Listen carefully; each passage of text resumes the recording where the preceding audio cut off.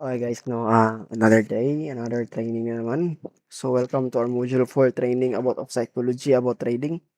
So ano ba yung psychology of trading mindset, guys? So first, fear. So what is the looks like of you hesitate to enter the good setup? You close trades too early and you avoid trades after a loss. So guys, no, explain ko kung ano ito. So minsan guys, meron tayong tinatawag na good setup or tinatawag natin na A plus setup sa market. So, yung setup natin is all goods naman, but kasi meron kang fear, okay?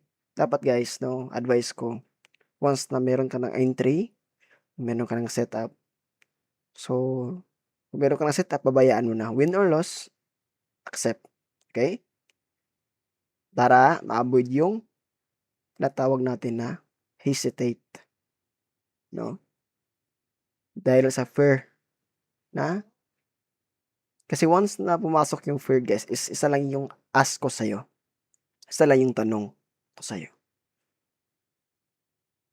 Nag-entry ka ba sa trades na merong setup? Nag-entry ka ba sa trades na merong risk management? At nag-entry ka ba sa trades na merong disiplina? Kasi hindi pumapasok yung basta-basta yung fear kung nagawa mo yung lahat. Okay? Kasi pag walang setup, walang good entry, is talagang i-emotions ka at papasok yung fear. No? Yun. Isa din sa atin guys, no? Okay na sana yung setup. All good na sana yung setup. Kaya naman ng setup, target yung 1:3 at 1:2. Pero, you close the trades ng maaga. Dahil fear. No? Sayang. No? Consistent trader, profitable trader, pro trader, is hindi namin ginagawa na kino-close namin agad. Yes, meron tayong tinatawag na TP1, TP2, TP3, TP4. But once na makapili ka na doon guys, yun na talaga yung target mo. Okay? So, minsan is yung stop loss natin is $10 is kino-close mo na pag $5 na. Bakit? No? Fear. Ano nangyayari? You avoid the trades after a loss. You know? You avoid the trades after the loss. Okay, nasayang yung trades eh. Nag-create lang ng liquidity. Nag-create lang ng bouncing. Pero close mo, sayang. Okay? Guys, we need to fix and trust your plan. One trade win. Rules are complete is setup plus confirmation. So yan, itagal natin yan about sa paano mag-identify ng market sa module 3. Paano mag-entry ng trades, yes, meron na. Meron ng setup. Meron ng confirmation. Ang tanong, kaya mo bang panindigan yung plan mo? Yung setup mo? Guys, we need to fix our plan. We are not a trader, gambler. We are a trader as a trader. Okay? Kalawa, greed. No? Yung nanalo ka lang ng $10, dinagdagan mo na yung lot size mo. Greed, what is the looks like? Over trading. Yung sinabi ko, nanalo ka lang ng $10, dinagdagan mo lang 0.1, anong nangyari? Isubos yung kapital mo. You're increasing your lot size too fast. Not taking the profit when the target is hit. Okay? Guys, sa trading, hindi mo kailangan na maraming trades, maraming entries. Kundi kailangan mo lang dito. I-fix yung TP mo at i-stick mo yung risk mo. No? Disiplina yun talaga yung disiplina talaga guys ang kailangan sa trading para maging long term ka dito. We are not thinking about profit.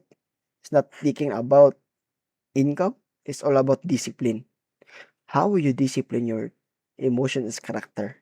and how you discipline your trades and how to you discipline your charts and markets. No? The way ka nag-entry sa market. Nag-i-increase ka ba ng lot size? Nag-overtrade ka ba? Dahil natalo ka? Okay? So guys, simple lang. Set ka lang ng TP, set ka lang ng SL, done. Okay? Huwag nang over lot size guys.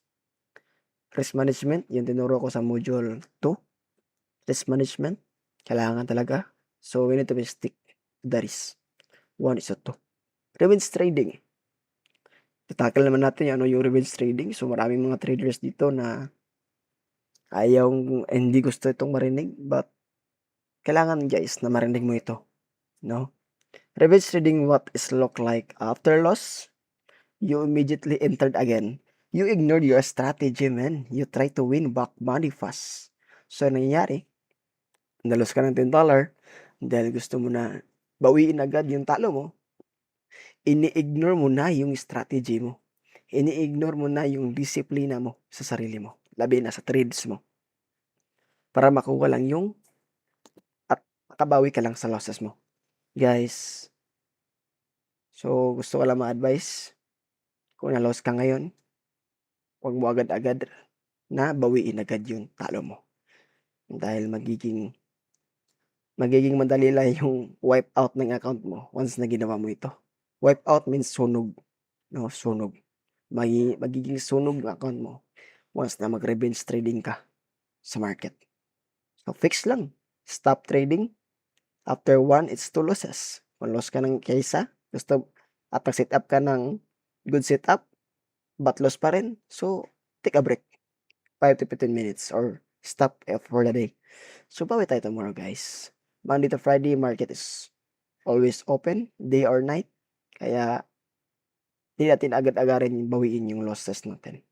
Okay? Dumaan din ako dyan at dadaan din kayo dyan. Kaya yung sabi ko, para iwasan yung ma-avoid natin yung mga losses natin, mga big loss natin, kailangan hindi tayo mag-revenge trading. Okay? Overtrading. Ito, na-discuss ko na ito. Overtrading. So, what's look like entering the many trades in one session, trading without setup.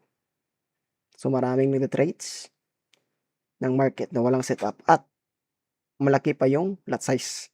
Okay?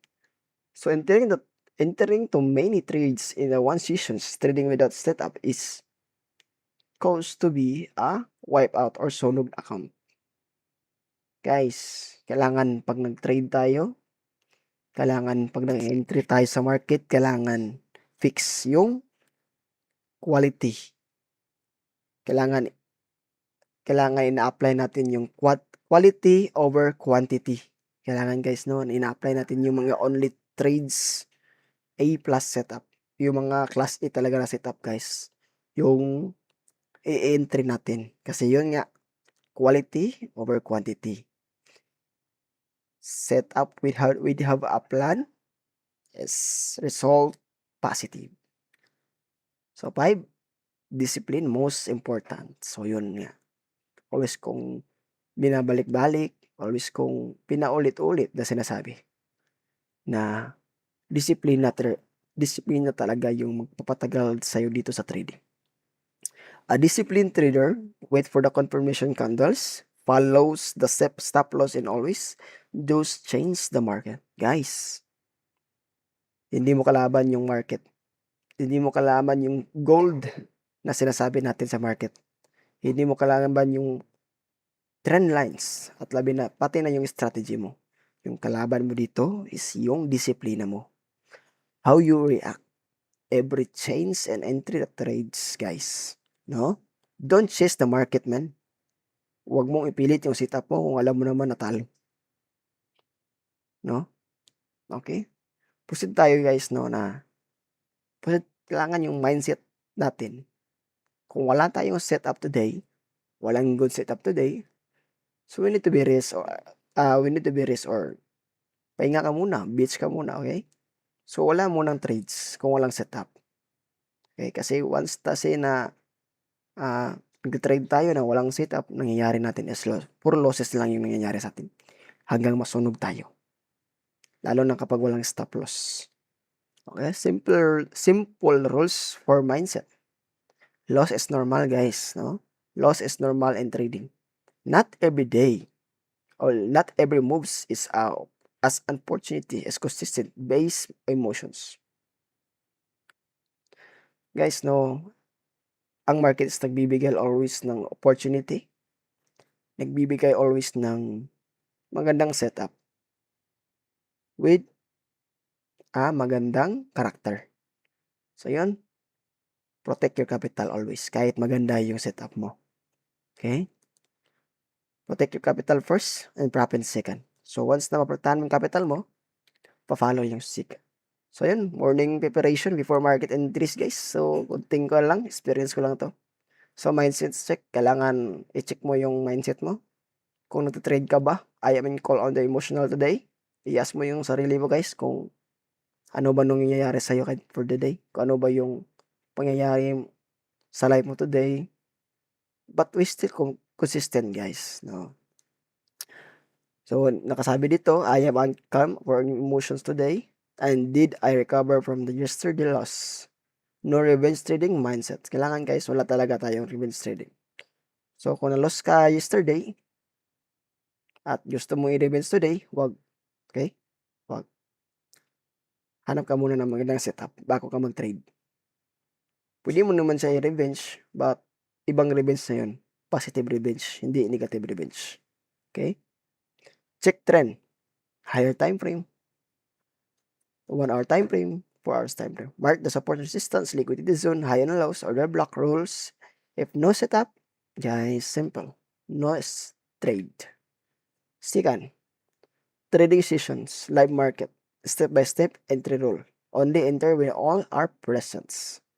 So, liquidity sweep, kailangan merong liquidity bago tayo mag-enter ng market. At kailangan na identify natin, guys, yung high or lows taken. O equal high to equal low. So, price at K the levels OB. So, tinatawag natin na inducement. Confirmation candles engulfing. Strong candles. Trend of direction. Buy or sell. Stop loss is already planned. Risk management rule. Risk only. Yun na. Discuss natin to. Bakit ibabalik ko lang. Risk management. Risk only 1% and gain on 2% per trades. So yun. No overlatching. No chasing trades. No revenge trades. So during trades, always remind yourself, discipline. And 1 is 2 trades per day is enough for follow the rules and to give good profit to your account. Okay, guys? So yun lang. So our